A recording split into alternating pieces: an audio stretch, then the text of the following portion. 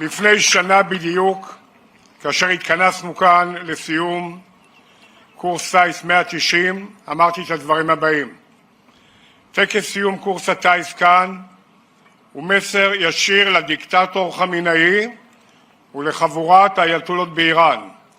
זרוע ארוכה של ישראל תשיג אתכם בטהרן, בטיבריז ובאספהאן ובכל מקום שממנו תנסו לאיים ולפגוע במדינת ישראל. אין מקום שבו תוכלו להסתתר. ואמרתי, אם נצטרך לחזור, נחזור ובעוצמה גדולה עוד יותר. לפני כ4 חודשים, כאשר יצאנו למכת הפתיחה של מבצע שאגת הארי, הפכה האמירה הזאת לעובדה בשטח. חזרנו לפעול בשמי איראן, חיסלנו רבים מבכירי המשטר, ובמכת הפתיחה ההיסטורית של מבצע שאגת הארי חיסלנו את חמינאי האב ופצענו קשות את חמינאי הבן. פעם נוספת הוכחנו לכל מי שהיה זקוק לתזכורת הזאת כי חיל האוויר הישראלי, הזרוע האסטרטגית של מדינת ישראל, מסוגל להגיע לכל מקום המאיים על אזרחי מדינת ישראל. צה"ל דרוך ומוכן לחידוש המערכה, להשגת עליונות אווירית מחודשת ולתקיפה כחול לבן באיראן, להסרת איומים גם בפעם השלישית. אם נצטרך לחזור, נחזור ובעוצמה גדולה עוד יותר. הדרג המדיני יכול לקבל את ההחלטות המורכבות ביותר ולהכות באויבינו בכל מקום. אנחנו יודעים שיש לנו על מי לסמוך. קהל נכבד, ב-21 החודשים שחלפו, מאז יצאה ישראל למלחמת התקומה, הצלחנו לשנות את פני המזרח התיכון. חיסלנו את כל צמרת חמאס שהייתה מעורבת בטבח 7 באוקטובר. חיסלנו את חסן נסראללה ואת הנהגת ארגון הטרור חיזבאללה. השמדנו את צבאו של אסד בסוריה, שותפה של איראן. ערפנו את מרבית ממשלת החות'ים בתימן ופגענו קשות בכל זרועות הטרור שביקשו להקיף את ישראל בטבעת אש. אך מעל הכל הכינו פעמיים במכות מנע יזומות באיראן את מובילת ציר הרשע.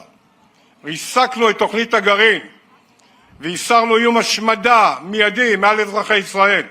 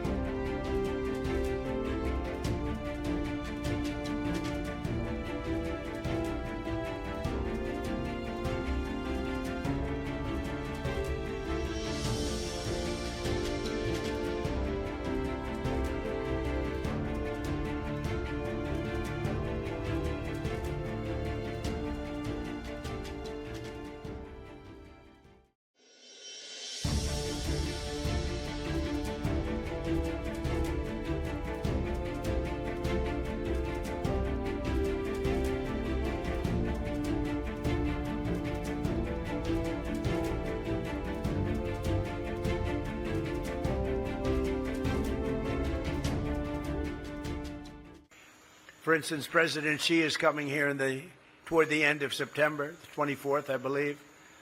And what we need is a big ballroom where we could hold thousands of people to see him. Everyone wants to see him. Same thing with King Charles. Same thing with a lot of the leaders of countries. And now we're going to have a place the likes of which no country has. I was in the Great Hall of China recently, 4 weeks ago when I was in China. They have a very large ballroom, beautiful ballroom. We don't have that, but we're going to have one that tops everything. It won't even be close. The beauty of it and the size will be great. So it's exciting, and that'll be done. Actually, I will get to use it for, people say he's building it for himself. I'll be using it. I'll be lucky if I get 6 months, because it'll be done toward the middle of 28. So I'm really building it for other presidents, but it'll give them great safety.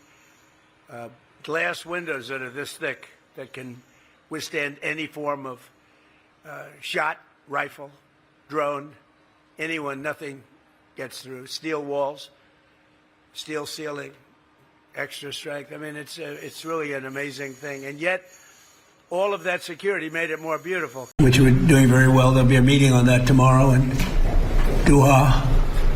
And to go into Qatar. I think they've already left, or they're just about getting ready to leave. So we'll see how that goes. But we're doing very well on that front. But the meeting in Doha is going to be. Pemirsa, Amerika mengklaim bahwa Iran meminta pertemuan di Qatar pada hari Selasa. Ya, pengumuman ini muncul setelah Iran mengadakan pembicaraan pertamanya dengan Oman mengenai pengelolaan Selat Hormuz. You know, oil prices are way down. We hit $69 today. It was higher than that prior to the denuclearization of Iran fight that we have, which we're doing very well. There'll be a meeting on that tomorrow in Doha. And to go into Qatar.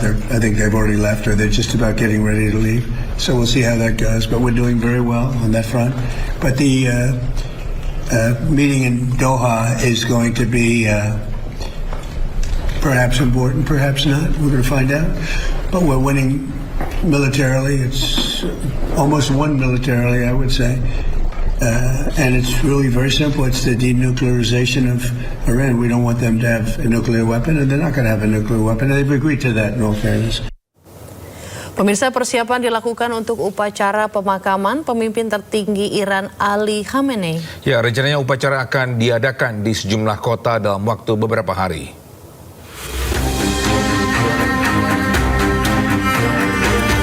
Persiapan sedang berlangsung untuk pemakaman mendiang pemimpin tertinggi Iran Ali Khamenei.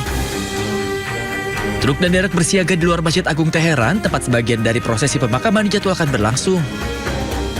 Sebuah platform besar juga terlihat yang diperkirakan akan menjadi tempat jenazah Khamenei disemayamkan selama upacara. Upacara nantinya akan digelar di Iran dan Irak, mencakup beberapa kota selama beberapa hari. Jenazah akan dikembalikan untuk dimakamkan di makam Imam Reza di Mashhad, Iran yang dijadwalkan pada 8 Juli mendatang. IDF mengklaim telah menutup terowongan bawah tanah Hamas menggunakan 30.000 meter kubik beton. Ya, infrastruktur tersebut dilaporkan membentang sepanjang 16 km di bawah permukiman di kota Rafah, Gaza.